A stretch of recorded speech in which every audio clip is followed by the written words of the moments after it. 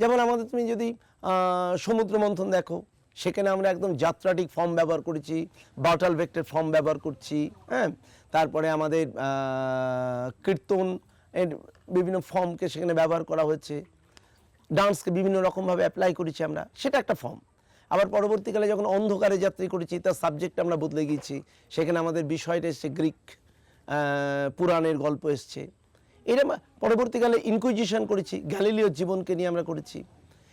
এরকম সাবজেক্ট কিন্তু বদলাতে এসছে। এবং যখন আমরা গ্যালিলিওকে নিয়ে করেছি, গ্যালিলিওকে কিন্তু আমরা গ্যালিলিওর জায়গায় রাখিনি। আমরা ভেবেছি আমার গ্যালিলিও যে একদম ভারতীয় হয়ে ওঠে, তার মুখে এমন কথা বলে যেটা আসলে মহাত্মা গান্ধীর কথা। মহাত্মা গান্ধীর কথা আমরা গ্যালিলিওর মুখ দিয়ে বলে দিয়েছি। এই গ্যালিলিও বলতে গেলে একটা ঘটনা বলি। দেখো, এই যে নাটকের সাফল্য, কত মানুষ আসছে, কতজন ভালো বললো, কত পেপারে লিখলো, কত পুরস্কার এলো, এগুলো না একটা আপাত বাহ্যিক সাফল্য বললেও চলে আর কি। কিন্তু এর বাইরেও কিছু জায়গা থাকে, যে জায়গাগুলো আসলে একজন নাটক মেকার হিসাবে, একজন ডিরেক্টর হিসাবে ভীষণভাবে নাড়া দিয়ে যায়। কাউন্দিতে আমাদের শো চলছে, ইনকুইজিশনের শো হলো। আমি শো শেষ করে মেকআপটা তখনও খুলিনি, সবে আয়নার সামনে দাঁড়িয়ে আছি, মেকআপগুলো খুলতে যাব। উনি ওখানে যিনি অর্গানাইজার, উনি এসে বললেন যে মাস্টারমশাই একটু দাঁড়াবেন, হ্যাঁ আপনার সঙ্গে একজন দেখা করবে। তো আমি খুব বিস্মিত হলাম যে আমি মেকআপ খুলে ফেলছি, হঠাৎ ভদ্রলোক দাঁড় করে দিলেন। তো যাই হোক, তো আমি ঘুরলাম, ঘুরে দেখি এক ভদ্রলোক তার বাচ্চা ছেলেকে নিয়ে দাঁড়িয়ে আছে। খুব অত্যন্ত বিনয়ের সঙ্গে বললেন যে আসলে জানেন তো, আমার ছেলেটি বললো যে একটু গ্যালিলিওকে ছুঁয়ে দেখ। তো আমি খুব আশ্চর্য হলাম, ছুঁয়ে দেখবে মানে ব্যাপারটা, হ্যাঁ। তো এসে যখন করে জানতে চাইলাম কী ব্যাপার বলেন তো, তখন আসলে আপনি ওই নাটকে বলছিলেন না যে আমরা যেটা বিশ্বাস করি, হ্যাঁ, সেই বিশ্বাসটা সবসময় কখনো কখনো বিশ্বাসটা হারিয়ে যায় এবং আমরা সেই বিশ্বাস থেকে ছিন্ন হই, মিথ্যের আশ্রয় নিই। কিন্তু দিনের শেষে একবার বোধহয় আমাদের সবাইকে নিজের মুখোমুখি হতে হয়, আর তখন নিজের মুখোমুখি আয়নার সামনে দাঁড়িয়ে ওই সত্যিটা কোথায় বোধহয় নিজেকে হন্ট করে। তো এই কথাটাই আমার ছেলেকে বলছিলাম যে জানিস আমরা সবাই বোধহয় কখনো কখনো এই সত্যিটাকে ভুলে যাই, আর সেই সত্যিটা কিন্তু আসলে তখন মিথ্যে হয়ে যায় না, কোনো না কোনো সময়ে সত্যিটা এসে আমাকে আবার জড়িয়ে ধরে। তো এই কথাটা বলার পর আমার ছেলে আমাকে বলল, বাবা একটু গ্যালিলিওকে ছুঁয়ে দেব। সত্যি বলি, ও যখন আমার গায়ে হাত দিয়ে, আমার ওই মেকআপে হাত দিয়ে ছুঁচ্ছে, আমার গা শিরশির করে কাঁটা দিয়ে উঠেছে। তখন মনে হচ্ছে হ্যাঁ, এই আমাকে যদি টোটাল গ্যালিলিওর চরিত্র অভিনয়ের কথা বলা হয়, টোটাল ইনকুইজিশন নির্মাণের কথা বলা হয়, তা আমি বলবো এইটা আমার কাছে সেরা পাওয়া। আমি গ্যালিলিও গ্যালিলাই বৃথা করব ও অজ্ঞতায় পবিত্র বাইবেলের বিরুদ্ধাচরণ করে যে অপরাধ করেছে, তার জন্য আমি ক্ষমা প্রার্থী। আমি ঘোষণা করছি যে সূর্য নয়, পৃথিবীকে কেন্দ্র করে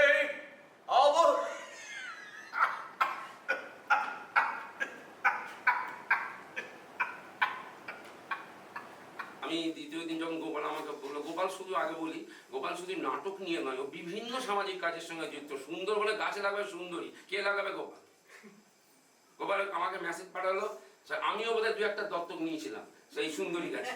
হ্যাঁ, শুধু তাই নয়, মানে সুশান্ত দার যে ওদের যে সিঞ্চনের যে সামাজিক কাজ, এই এতটা সেটা তো বললাম পিরিয়ডে ওদের যে কাজ, সেই কাজটা সত্যি একদমই তাই। ওইটাই বলতে গেলে গোপাল শুধু এইটুকুর মধ্যে, নাটকের মধ্যে সীমাবদ্ধ না, ও বিভিন্ন রকম সাংঘাতিক রকমের কাজ ওর সামাজিক। এবং আরো একটা ব্যাপার বলি, ও একটা অর্গাইভ তৈরি করছে, যেটা নাটকে, সেটা আমাকে দেখিয়ে যে পারলে পিয়ালি একবার দেখে যাস।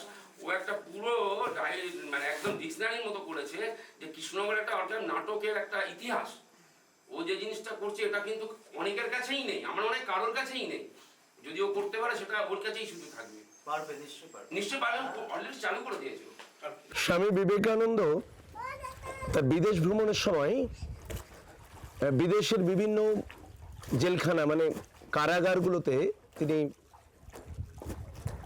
ঘুরে দেখতে থাকেন, এবং তাদের যে কর্মসূচি সেটা দেখে তার মনে একটা ধারণা তৈরি হয় যে আমাদের দেশে জেলখানাগুলো কেন এমন হবে না, যেখানে সত্যি সত্যি বন্দীদের সংশোধনটা সংঘটিত হবে। আসলে আইন তো একটা মানুষকে শুধু শাস্তি দেওয়ার জন্য নয়, তার যে কাজটা সেই মানুষটাকে ভিতরে ভিতরে বদলে দিতে পারছে কি না, তার অপরাধ প্রবণতাকে বন্ধ করতে পারছে কি না, এটা একটা খুব গুরুত্বপূর্ণ বিষয়। সেই জায়গা থেকে তিনি একটা স্বপ্ন দেখেছিলেন। পরবর্তীকালে তার স্বপ্নকে বাস্তবায়িত করতে রামকৃষ্ণ মিশন সারদাপীঠ তারা পশ্চিমবঙ্গের বিভিন্ন সংশোধনাগারে তাদের বিভিন্ন কর্মসূচি গ্রহণ করেন। আর সেই অর্থে আমি ওই কর্মসূচিরই একটা অংশ। আগেই বলছিলাম যে আসলে আমি ওনাদের কাছ থেকে একটা আমন্ত্রণ পাই, এবং সেই আমন্ত্রণে আমার মনে হয় যে এটা আমার কাছে একটা ইউনিক চান্স, যে এই কাজটার সঙ্গে, এত বড় বৃহত্তর একটা কাজের সঙ্গে যুক্ত হওয়ার একটা সুযোগ আমার কাছে। আর তার থেকে বড় জিনিস হচ্ছে সত্যি সত্যি এই বদলটা হয় কি না, আমরা যারা বাইরের মানুষ তারা কিন্তু এই বদলটা হয় কিনা এই বিশ্বাস আমি দেখেছি সবার মধ্যে যে সমানভাবে আছে, এটাও নয়। কিন্তু আমার কাছে এই সুযোগটা একটা আসে। এবং আরেকটা দিক থেকে আমার মনে হয় যে দেখো, আমরা থিয়েটার করি, থিয়েটার তো একটা সোশ্যাল ভ্যালুর কথা বলে, থিয়েটার তো মানুষকে ভিতরে ভিতরে বদলে দেয়, থিয়েটার এই বদলে দেওয়ার শক্তিটা আছে, এটা আমরা বিশ্বাস করি। তখন মনে হয় যে এইটা তো আমার কাছে হাতিয়ার, এবং সেই হাতিয়ারটার প্রয়োগ কিভাবে হতে পারে এটা তো আমি একটা পরীক্ষা করে দেখতে পারি। সেই লোভেই বলা যেতে পারে আর কি আমি এই সমস্ত কাজটার সময় একটা সময় যুক্ত হই। আর আমি প্রথমেই এ ব্যাপারে ধন্যবাদ, নিশ্চয়ই কৃতজ্ঞতা জানাবো রামকৃষ্ণ মিশন সারদাপীঠ তাদেরকে, তারা আমাকে এই কাজটার সুযোগ দিয়েছেন বলে। আর এই দীর্ঘদিন কাজ করতে করতে সত্যি সত্যি হ্যাঁ, প্রসঙ্গে জানিয়ে রেখে ওদের কিন্তু অনেক রকমের কর্মসূচি আছে ভিতরে। এটাই শুধু নয় যে এই থিয়েটারটাই শুধু কর্মসূচি নয়, সেখানে ছেলেমেয়েরা হাতের কাজ শেখে, বিভিন্ন সূচি শিল্পের কাজ শেখে, লেখাপড়া শেখে, গান বাজনার ক্লাস আছে, তার সঙ্গে থিয়েটারের ক্লাসটাও চলে। অর্থাৎ অনেক কর্মসূচির একটা কর্মসূচি আমাদের এই থিয়েটারটা, এবং এইটাকে নিয়ে আমি আমার ওখানকার বন্ধুদের নিয়ে আমরা এই প্রায় 4-5 বছর এই কর্মযজ্ঞের সঙ্গে যুক্ত। কৃষ্ণনগর সিঞ্চন আমরা সেই সুযোগটা পাওয়ার পর আমরা এই টোটাল প্রজেক্টের একটা নিজেদের মতো করে নামকরণ করেছি, থিয়েটার অ্যাজ এ থেরাপি। আসলে থিয়েটারের মধ্য দিয়ে যে বন্ধুতা, সঙ্গবদ্ধতা, সহমর্মিতা, সহানুভূতি, এক কথায় ওই হাতে হাত ধরে একটা সুন্দর সৃষ্টি করার যে প্রবণতা, সেইটা আমরা বিশ্বাস করি যে একটা মানুষকে খুব বড় সামাজিক হয়ে উঠতে সাহায্য করে। আমরা আমাদের বাচ্চা ছেলেদের দিয়ে যে ওয়ার্কশপ করি, সেই ওয়ার্কশপের মোটো সেই একই রকম। তো আমাদের ভাবনা যে আমার যে বন্ধুরা আমরা যে কোনো কারণেই হোক না কেন, সময়ের প্রেক্ষিতে, কোনো ঘটনার প্রেক্ষিতে আমরা সুস্থ জীবন থেকে বিচ্যুত হয়ে গেছি। আজকে আমরা সামাজিক প্রথা অনুসারে বা আইন অনুসারে হয়তো কেউ শাস্তিপ্রাপ্ত, কেউ বিচারাধীন। এই সামগ্রিক জীবনের মাঝখানেও আমরা যেন একটা খোলা আকাশ পাই, আর আমাদের এই সময়ের যে জীবনটা, সেই জীবনটাও যেন অর্থপূর্ণ হয়ে ওঠে। এই ভাবনা থেকে আমরা এই প্রজেক্টটা শুরু করি এবং সবার সহযোগিতায় আমি খুব কৃতজ্ঞতা জানাই আমার যে বন্ধুরা আমরা একসঙ্গে কাজ করি। দেখো, খুব সত্যি বলি যে আমরা সিঞ্চন এবং আমি তাদেরকে শেখাতে পেরেছি জানি না, কিন্তু আমি বারবার বলি আমার জীবনে এটা একটা এমন অধ্যায়, আমি যদি এই কাজটা না করতে যেতাম আমারই হয়তো অনেক কিছু শেখা বাকি থেকে যেত। অর্থাৎ প্রথম কুর্নিশ আমার এই বন্ধুদের কাছে, যারা তাদেরকে দিয়ে আমাকে শেখার সুযোগটা করে দিয়েছে। আর আমরা প্রথম প্রযোজনা করেছিলাম মহাবৃত্তে, বিবেকানন্দের জীবনী নিয়ে, আর দ্বিতীয় আমাদের উপস্থাপনা রবীন্দ্রনাথ ঠাকুরের রক্তকর্ম। এটা খুব ইন্টারেস্টিংভাবে আমরা শুরু করেছিলাম। আসলে আমরা দেখতে চাইছিলাম আমরা কীভাবে এগোই। তো আমাদের মনে আছে সমরদা, জাকির ভাই, আমি যখন প্রথম স্ক্রিপ্টটা তুলে দিই হাতে, আমি অপেক্ষা করছিলাম, কালকেও আমাদের নিয়ে কথা হচ্ছিল যে স্ক্রিপ্টটা হাতে তুলে দিয়েছিলাম পাঠের জন্য, যে আমাদের অনুভূতিটা কী। 1 মাস 1.5 মাসের মাথায় তাপসদা, সমরদা, জাকির ভাই আমাকে আমাদের সংশোধনাগারে জাম গাছের নিচে দাঁড় করিয়ে বলল যে মাস্টারমশাই, এই নাটকটা আমাদের পক্ষে করা সম্ভব না। আমি কেন বলুন, নাটকটা আমরা কিছু বুঝতে পারছি না, এই 1.5-2 মাস ধরে কিছু বুঝতে পারি। আসলে আমার মনে হলো আমি যেন সেইটার অপেক্ষাতেই ছিলাম। তো এটা শোনার পর তখন আমরা বললাম চলুন তাহলে আমরা এবার ভাবতে শুরু করি, সত্যিই কি বুঝতে পারছি না বা বোঝাই যাবে না। তখন একটু একটু করে আমরা রবীন্দ্রনাথের এই গল্পটাকে খুলতে লাগলাম এবং গল্পটার ব্যাখ্যা করতে লাগলাম। আস্তে আস্তে আমাদের কাছে পরিষ্কার হতে লাগলো। এর পাশাপাশি আমরা মার্কসিয়ান ফিলসফি, ইন্ডিয়ান ফিলসফি, রবীন্দ্রনাথের জাতীয়তাবাদ, এইসব নিয়েও আমরা ক্লাস করেছি। মানে সেসব ক্লাস খুব ইন্টারেস্টিং, আমাদের মতো করে আমরা ক্লাস করেছি। সেই ক্লাস করতে করতে প্রায় 7-8 মাস পরে আমাদের কাছে গল্পটা একটু একটু করে পরিষ্কার হয়েছে, এবং এখন আমরা সবাই এই মর্মে একমত যে আমরা নাটকটার গল্পটা শুধু বুঝতে পারছি না, নাটকটা আমরা করতে চলেছি, নাটকটা আমরা করতে চলেছি এবং সবাই গল্পটাকে জানি। তার থেকেও বড়, আসলে এই কাজটা করতে করতে আমার কিছু এক্সপিরিয়েন্স তৈরি হয়েছে, যেটা আমাকে খুব ঋদ্ধ করেছে। যেমন গতবার আমাদের যখন ওয়ার্কশপ চলছিল, সমরদা আমাকে অদ্ভুত একটা কথা বললেন একদিন, যে মাস্টারমশাই, আমি তো এই সংশোধনাগারের ভিতরে রয়েছি, সেখানে আমার প্রচণ্ড চাপ, পাহাড় প্রমাণ চাপ, সমরদার ভাষায় একদম পাহাড় প্রমাণ চাপ। এরপরে আপনি আমাদের বাইরে নিয়ে যাবেন, আমরা রবীন্দ্রভবনে শো করতে যাবো, তো সেখানে মুক্ত আবহাওয়ায় দাঁড়িয়ে আমি আমার এই পাহাড় প্রমাণ চাপ থেকে মুক্ত হয়ে আমি তো নিজেকে অনেক হালকা বোধ করবো, তখন আমি কি করে থিয়েটারটা করবো। সত্যি সত্যি আমি তো এইভাবে ভাবিনি। সমরদার সেই কথাটা আমাকে কিন্তু নতুন করে ভাবতে সাহায্য করেছিল। আমরা আমাদের ওয়ার্কশপে মোডি বোতল দিয়েছিলাম এবং সেখান থেকে আমরা প্রায় 9-10 দিনে একটা এমন কর্মসূচি নিয়েছিলাম, যার মধ্যে দিয়ে আমরা একটু একটু করে ফিল করতে শুরু করেছিলাম যে প্রতিদিন আমরা বাইরে আসছি এবং এই হলে এসে পৌঁছাচ্ছি এবং হলে এসে শো করছি। এইভাবে হলের সঙ্গে সঙ্গে আমরা মানসিকভাবে রপ্ত হতে শুরু করছি। এরপর একটা দীর্ঘ প্রসেসের মধ্যে দিয়ে আমাদের সঞ্জীব বাগ, সঞ্জীব কোথায়, সঞ্জীব সঞ্জীব যখন আমাদের থিয়েটার করতে এলো, সঞ্জীব তোতলা, কথা বলতে পারে না, একটা বাক্য বলতে গেলে 3টে শব্দ আটকে যায়। সঞ্জীব আজকে অধ্যাপকের চরিত্র করছে, খুব ভালো লাগছে। এবং সঞ্জীব এত আন্তরিকভাবে থিয়েটারটা করছে, আমরা ওকে দেখে উদ্বুদ্ধ। জাকির ভাই নাটক করার জন্য গান শিখেছে, সমরদার তো একটা খুব সুন্দর গল্পই আছে। সমরদার ওয়াইফ সমরদার সঙ্গে সাক্ষাৎ করতে এসছেন। সমরদার যে নিজের বলা ভাষা, সেই ভাষাগুলো বদলে দিতে আরম্ভ করেছে। তা সমরদার গিন্নি সমরদাকে বলেছি, তুমি এমন করে কথা বলছো কেন? সমরদার নিজের বয়ান, আমি এখন থেকে এরম করেই কথা বলবো, আমি থিয়েটারটা করি। এখন এই আমরা কাজ করতে করতে নিজেদেরকে এইভাবে চিনতে শিখেছি, জানতে শিখেছি, বুঝতে শিখেছি। তো থিয়েটার আমাদের এইটুকুনি দেখিয়েছে।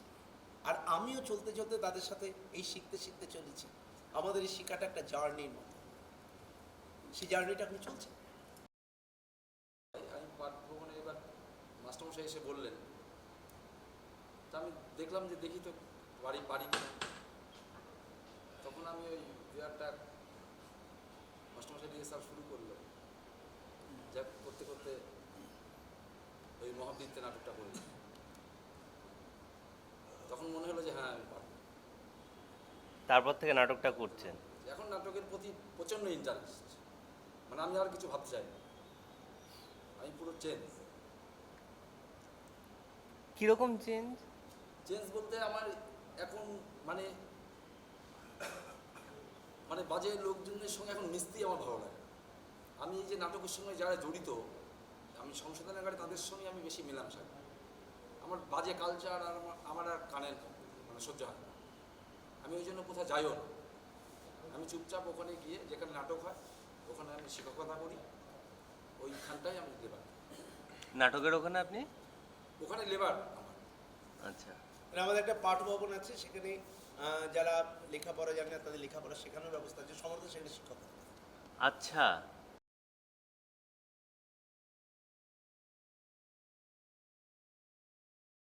কি করতেন আপনি সংশোধনের আসার আগে? বাইরে পিএইচি দপ্তরে কন্ট্রাক্টরে চাকরি। আচ্ছা। তো আপনি এখন আপনার বন্ধুদের লেখাপড়া শিখতে সাহায্য করছেন, ভালো লাগছে? খুব ভালো, আপনি বাইরে বেরিয়ে এসেও নাটকটা করতে চান? ইচ্ছা আছে। আমাদের প্রম্পট হয় না, একদম স্ক্রিপ্ট মতো। মানে এই ব্যাপারে একটা খুব সুন্দর কথা বলি, মানে প্রম্পট তো হয় না। রামপ্রসাদ দা, হ্যাঁ স্যার, কই রামপ্রসাদ দা? এই তো।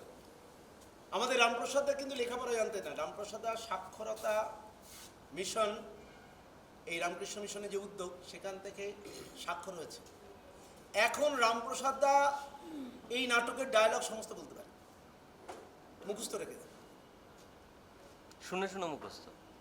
শুনে আর ওই কিছু একটা করতে পারি এখন হালকা এখন কিছু চিন্তাম না, হ্যাঁ, বাবাও সমরদা শেখাচ্ছেন এবং রামপ্রসাদ দা শিখছেন, শুধু শিখছেন নয়, রক্তকরণী পাঠ করছেন।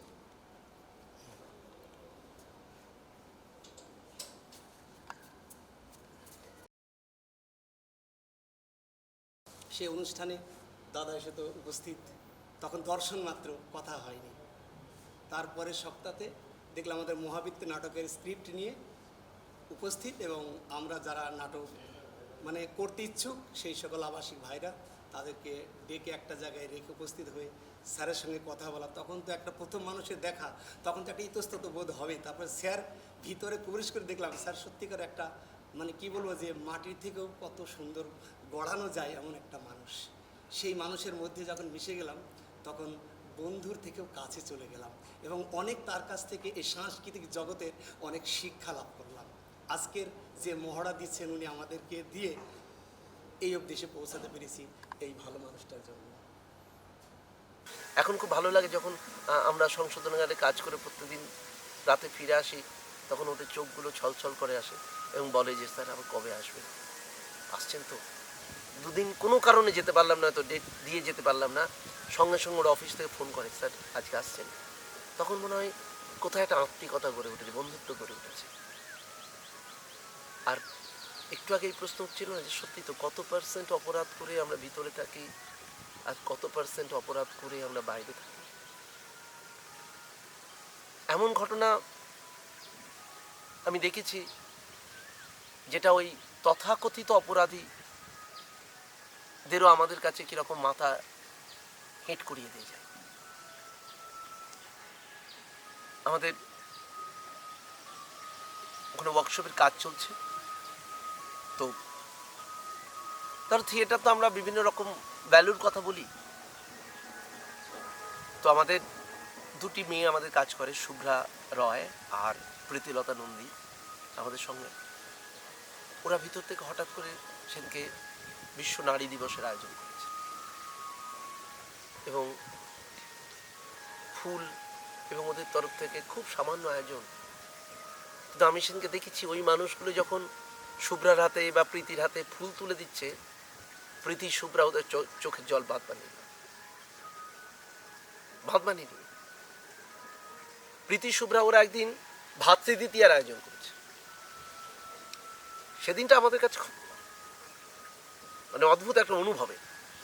সবাই আমার পারফর্মার বন্ধুরা গোল হয়ে বসে রয়েছে, ওরা কপালে ফোঁটা পরিয়ে দিচ্ছে। যাদেরকে আমরা মনে করি পাথরের মতো মানুষ, ব্যাপার যাদেরকে মনে হয় যে এরা বোধহয় ওইরাম সমাজ বহির্ভূত জীব, যাদেরকে আমরা মনে করি, প্রত্যেকটা মানুষ নিজের চোখের জলে ভাসছে। আসলে শব্দটা এখন তো জেলখানা নয়, এখন সংশোধনাগার। এখন প্রশ্ন হচ্ছে সেই সংশোধনের প্রসেস, পদ্ধতি নিয়ে।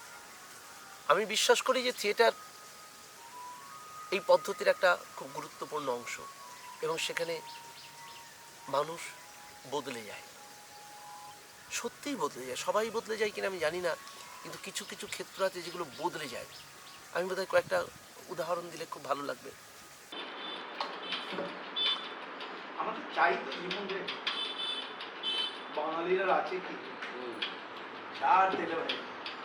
আচ্ছা, আমাদের একটা প্রকল্প আছে বাচ্চাদের মানে স্কুল এডুকেশনে এটা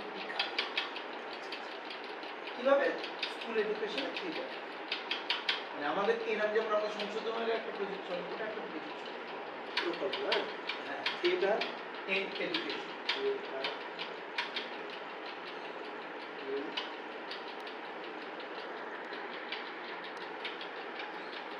এডুকেশন। এখন এইটাতে আমরা কাজটা কিভাবে করি, আমাদের তো ধর রেগুলার গিয়ে কাজ করা সম্ভব নয়। আমরা একটা করি কি, কারণ স্কুলে গেলাম, স্কুলে আপনি আমাকে কিছু বাচ্চা দিন, এটা হতে পারে যদি 150 বাচ্চা হয়, 150 বাচ্চার প্লেস নেই, তাহলে আমি ক্লাস 4 এবং ক্লাস 3 কে, তাহলে হলো কি সেখানে হয়তো আমাকে দেখবো 60টা বা 70টা বাচ্চা, 60টা 70টা বাচ্চা নিয়ে আমাদের সারাদিন বিভিন্ন অ্যাক্টিভিটি দিয়ে চলতে থাকবো। তার সাথে দিনের শেষে ওরা একটা নাটক, 2 মিনিটের নাটক হতে পারে, 3 মিনিটের নাটক, 5 মিনিটের নাটক হতে পারে, নাটক সারাদিন বিভিন্ন খেলা চলে, বিভিন্ন বিষয় চলে, তার মধ্যে ওই নাটকটা আইনটাকে শর্ট করতে হবে। হ্যাঁ, মনোরঞ্জনের জন্য একটু 1 সপ্তাহ হতে হবে, সপ্তাহে একদিন আসতে হবে, যে কোনো একদিন। এই টাইমটা সঠিক টাইম হয়ে আমার যে টাইমটা আমরা শুক্রবার হোক, শনিবার হোক, একদম আমার তো কোনো ব্যাপার না, নাটক করলে চাইছিলাম যারা আপনারা পেরিয়ে গেছেন, জানি ওই স্মৃতিগুলো মনে করবার খুব একটা প্রয়োজন নেই, তবুও আমার প্রয়োজন যদি আপনারা একটু মনে করেন কী নাটকে অভিনয় করেছেন, কোন চরিত্রে অভিনয় করেছেন, এরকম কিছু ওই নাটক সংক্রান্ত প্রশ্ন। এরকম ব্যক্তিগত তথ্য নয় যে আমার নাম জাকির হোসেন, বাড়ি, দোলুয়াবাড়ি, ধানতলা নদী। আর আপনার বয়স, 52 রানিং, পড়াশোনা কতদূর, বিয়ে, সংশোধনাগারে কতদিন ছিল, 3 বছর 7 মাস। কতদিন হলো মুক্তি পেয়েছে, করোনার আগে 20 সালের 31শে জানুয়ারি বেকসুস খালাস, মানে কেসের মধ্যে কিছু নেই, কিছু নেই। ও, আছে শিক্ষকতা করে। সংশোধনাগারে থাকাকালীন কটা নাটকে অভিনয় করেছে, দুটো। মহাবৃত্তে আর রক্তপাত। স্বেচ্ছায় করতে চেয়েছিলেন নাকি স্যারদের করেছিলেন? স্যার ডেকেছিলেন আমাদের কথা বলেছিলেন। স্যার আমাদের ওই পাঠ ভবনে বক্তৃতা করেছে, স্যারের প্রতি তার কথার প্রতি মুগ্ধ হয়েছি। মুগ্ধ হওয়ার পরে স্যারের সঙ্গে মিলে গিয়েছি এবং অভিনয় শিখে গিয়েছি। বাহ। আর কোন কোন চরিত্রে অভিনয় করলেন? আমি মহাবীরতে রামকৃষ্ণ দেবের অভিনয় করেছি, আর রক্তকর্মতে বিশ্বর ভূমিকা অভিনয় করেছি। বিশু পাগল। এই চরিত্র দুটোর মধ্যে কোন চরিত্রটা বা কোন নাটকটা আপনার সব থেকে বেশি ভালো লেগেছে? নাটক আমাকে দুটোই ভালো লেগেছে, নিঃসন্দেহে। আর চরিত্র কোনটা করতে বেশি ভালো লেগেছে? নিজে যদি নাটক পারি চরিত্র সবগুলোই ভালো লাগে, কোনো বাহ। অসুবিধা নেই তো। বাহ। আর পরিবার থেকে আলাদা হয়ে রয়েছেন, তো তখন সেই সময়ে যে থিয়েটার করছিলেন, নাটক করছিলেন, আমি সংশোধনাগার যাওয়ার 7 দিনের মাথায় পাঠ ধরে আমি দায়িত্ব পাই আচ্ছা, এবং আমি নিজে ভাবতে পারিনি যে আমি জেল খাটছি। আমার আমি তো বাড়ির মতো ছিলাম ওখানে, আমি কোনো কিছুই ভাবিনি। হ্যাঁ আমি ওটা জিজ্ঞাসা করলাম নাকি যে গান আমি শিখেছি। রামকৃষ্ণের গলায় গান, বিশু বাবুলের গলায় গান। তখন হারুন যে গান করতো। ওইটাকে রিভাইভ করেছে। আমাকে বলুন আপনি শিখিয়েছেন। আর জাকির হচ্ছে সেই মানুষ, ওই সেই কবিতাটা জাকির, হ্যাঁ আছে আমার কাছে। যাকে একটা কবিতা লিখে দিয়েছিল। ওটা যদি সুযোগ পাই আমার গবেষণাপত্রে প্রকাশ করবার, আমি করতে পারি আপনার লেখা একদম। কবিতা? এটাও তো আমাদের কাছে তো বিরাট বড় পাওয়া। একদম, কারণ পাঠ ভ্রমণে আমি তো ওই মানে পাঠ ভ্রমণে আপনি ওই আমি দেয়াল পত্রিকার সম্পাদক ছিলাম আচ্ছা। এবং লিখতাম, অনেক কিছু লিখতাম। তার মানে সবকিছুর চর্চাতেই ছিলেন। গান, জাকির বাজনা, আমাকে বললো খেলা, এটা স্যার, ক্রিকেট। আপনি এটা বাইরে গিয়ে পড়ুন। আমি ভাবলাম যাকে কি দিলাম, বাইরে গিয়ে বাইরে বেরিয়েছে পড়লে কি যাবে, এত বড় একটা কবিতা। চিত্রগুপ্তর কথা বলে দিয়েছে। বাড়ি আমার বহরমপুর, বয়স বয়স 38, আর পড়াশোনা কতদিন? পড়াশোনা হাই সেকেন্ডারি। সংস্কৃতনগরে কতদিন ছিলেন? ওটা মোটামুটি প্রায় বছর 3 কম। কবে মুক্তি পেয়েছেন? এটা পেয়েছিলাম আপনার 17-এর শেষের দিকে, 17 সালের শেষের দিকে। তার মানে আপনি তো একটাই নাটক করেছেন বোধহয়। একদম একদম। আর অভিনয় কি এর আগে করেছিলেন নাকি না, সংস্কৃতনগরে? টুকিটা কি এর আগে আমি ইয়ে করতাম, গান বাজনা বিশেষ করে। সংস্কৃতনগরে কতদিন ছিলেন? 22 মাস করেছিলাম। 22 মাস। কতদিন ধরে মুক্তি পেয়েছেন? এটা হচ্ছে 19-এর শেষের দিকে, ডিসেম্বরে। এই পুরো তো নাটকটা করলেন রক্তকরণ, কি শিখলেন নাটকটা থেকে? নাটকটা থেকে শিখা বলতে মানে অ্যাকচুয়ালি যখন জেলে যখন ঢুকেছি মানে খুব মানসিক দিক থেকে চাপে ছিলাম। 6 বছর সাজা, বাড়িতে ছেলে পেলে আছে, বউ রয়েছে, মা রয়েছে, বাবা আমার সাথে ভিতরে খুব চিন্তার মধ্যে দিন কাটাচ্ছিলাম। তো মাস্টারমশাই একদিন আমাকে ডাকলো, তো বললো নাটক করবো, আমি এইভাবে হবে? তো বললো হ্যাঁ হবে, চেষ্টা করলে যাবে। এই নাটকে যখন ঢুকে গেলাম তখন দেখলাম যে না, আমি পুরো ফ্রি হয়ে গেলাম। মানে এত আনন্দের ভিতরে থাকতাম, জানতেই পারতাম না যে না বাইরে আছি না ভিতরে আছি। কি পেলেন স্যারের কাছ থেকে? খুব ভালো লেগেছে এবং মাস্টারমশাইয়ের সঙ্গে খুব ভালোবাসা পেয়েছি। যে ভিতরে থাকা দুঃখটা কি সেটা মাস্টারমশাই ভুলিয়ে দিয়েছে। ভুলিয়ে দিয়েছে। মানে ভালো দেয়, কিন্তু যারা আমাদের সঙ্গে ছিল, আমরা যখন বার হয়ে চলে আসলাম, তারা এখনো পর্যন্ত ভিতরে থেকে গেল, তাদের জন্য খারাপ। তাদের জন্যই খারাপ লাগে। যে আমার সঙ্গে সবসময় দিয়েছে, আমার যদি একটু কিছু হয়েছে তারা দৌড়ে গিয়েছে, কিন্তু তারা বার হতে পারে না, এইটা আমার মাঝে মাঝে খুব নাড়া দেয়। আমি মাঝে মাঝে দেখতে যেতাম, কিন্তু বললাম একটু আগে যে ওনারা বারণ করেছে, তার জন্য আমি যাই। ঠিক আছে, আপনাকে অনেক ধন্যবাদ। স্যার আপনাকে কিছু বলবেন? হ্যাঁ, ওনার সম্পর্কে কিছু ও, বলবেন? মহিদুল, হ্যাঁ। মহিদুল যখন প্রথম এলো না, মহিদুল বললো আমি তো নাটক করিনি, আমি নাটক হ্যাঁ। মহিদুল তোর চেহারাটাই আমাদের দরকার। আমি যখন ফাউলাল আমার বসার মহিদুলকে বসিয়ে বলে মহিদুল তোর চেহারাটাই আমাদের দরকার। এবং মহিদুল যে পরিশ্রম করেছে, প্রত্যেকটা সংলাপ প্রত্যেক দিন ধরে মহিদুল রেডি করেছে। আমরা তো দেখতাম যে জাকির ভাই যেমন একটু অল্পই ধরতে পারতো, ও যেমন অল্পই ধরতে পারতো, মহিদুলে ধরতে একটু সময় লাগতো, কিন্তু ওই যে মহিদুল সারাদিন নাটকটার মধ্যে ঢুকে থাকতো যে হ্যাঁ আমি করে আসবো চাই, এই একটা ডেডিকেশন কিন্তু মহিদুলের ক্ষেত্রে তার ছিল। হ্যাঁ, আমি অত্যাধিক মাস্টারমশাই তারাতেই হয়েছে আমাকে বলতো কালকে কিন্তু আমার এই পুরো এটুকু লাগবেই। আমার ঠিক আছে, আপনাকে আমি কালকে এটুকু বলবো।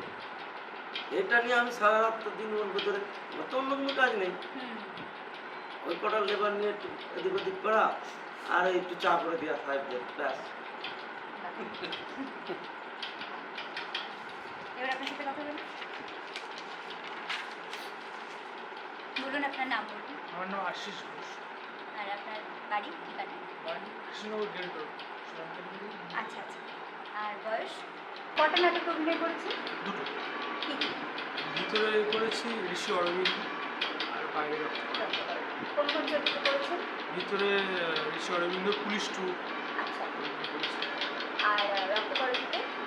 রক্ত করে দিতে অনেকগুলো চরিত্র, দুটো ও খোদাই করতে খোদাই ও করতে কিন্তু চরিত্র। রক্তকর্মী করছে বাইরে এসে, বাইরে এসে রক্ত আমাদের করে ওই দিয়েছে। সংশোধনাগারে বাইরেও কিন্তু ভিতরে theatre করেছে টা ঋষি করছে। অরবিন্দ। তার মানে থিয়েটারে সংশোধনাগারের ভিতরে শুধুমাত্র ঋষি অরবিন্দ, বাইরে এসে তারপর রক্তকরণী। বাহ, আমাদের দলের প্রোডাকশনেও কাজ করছে। বেশ। আর কি পেলেন চরিত্রগুলোর কাছ থেকে? মানে থিয়েটার লোকশিক্ষা দেয়, এটা বুঝতে পারলাম যে হ্যাঁ সত্যি মানে অনেক শিক্ষা দেয় যে থিয়েটারের মাধ্যমে। এটা আর অনেক নিজেও অনেক জ্ঞান অর্জন করে যায় থিয়েটারের ভিতর থেকে। আর যখন ছিলেন ওখানে মন টন তো খারাপ করতো, থিয়েটার মন ভালো করে দেয়? হ্যাঁ, আমি তো প্রথমে আমি ফিজিক্যাল থেকে শারীরিক দিক থেকে খুব অসুবিধা হচ্ছিল। এবার স্যার আমাকে তাপস ঘোষাল বলে একজন আছে, আমাকে ডাকলে থিয়েটার কাজ হলাম, আমি পারবো না হয়তো করতে।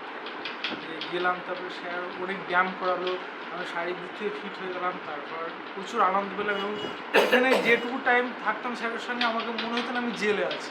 খুব ভালো লাগতো এবং মানে মানে স্যারের সঙ্গে মানে ওই থিয়েটারে ঢোকার পর থেকে অনেকটা জেলটা মনে হতো না, অনেকটা মানে সবকিছু free ভুলিয়ে দিয়েছিল হ্যাঁ, ওই সময়টা। হ্যাঁ, ভালো লাগছে। চিন্তা ভাবনার পরিবর্তন এনে দিতে পেরেছে থিয়েটার? হ্যাঁ, থিয়েটার স্যার একটা কথা বলেন, মানে আমার জীবনে তো অনেক মানে শিক্ষক মানুষের জীবনে আসে, স্যার তার মধ্যে একটা অন্যতম আমার কাছে, মানে শিক্ষক হিসেবে স্যার অন্যতম। আরও অনেকেই আছে তার মধ্যে, স্যার কিন্তু অনেক। স্যার বলেন থিয়েটার যদি তোমাকে প্রকৃত মানুষ হতে সাহায্য না করে থিয়েটারে এসো না। আমি মনে করি আমি যতদিন প্রকৃত মানুষ থাকবো ততদিন থিয়েটারে আসবো, আবার থিয়েটার কোনোদিনই ছাড়বো না। বাহ, এই তো এটাই দরকার। তার মানে মুক্তি পাওয়ার পরে আপনি সিঞ্চনে যুক্ত হয়েছে? হ্যাঁ, এখন নিয়মিত সিঞ্চনে? নিয়মিত আসি, হয়তো বাড়িতে একটু কাজের চাপে হয়তো এখন একটু আসতে পারছি না, সেইভাবে সময় দিতে পারছি না। তবে ভবিষ্যতে আমি আসবো, থাকবো, সেটার সঙ্গে আমি লাইফ টাইম থাকবো। খুব ভালো। আর বিশেষ কোনো অভিজ্ঞতা ওখানে থাকাকালীন? সহজ না, আমি একটু লাজুক টাইপের আগাগোড়া। সেটা আপনাকে দেখে হ্যাঁ, বুঝতে পারছি। তা স্যার যেটুকু সাহস দিয়েই করেছি, দুটো মাত্র থিয়েটার করেছি, সামনে আরও করার ইচ্ছা আছে। তা স্যার আমাকে মানে সেইখান থেকে অনেকটা বার করেছে স্যার। খুব ভালো, অনেক ধন্যবাদ আপনাকে, আপনাদের সকলকে এত সময় আমাকে দিলেন আপনারা। ঠিক আছে, আমি রেকর্ডারটা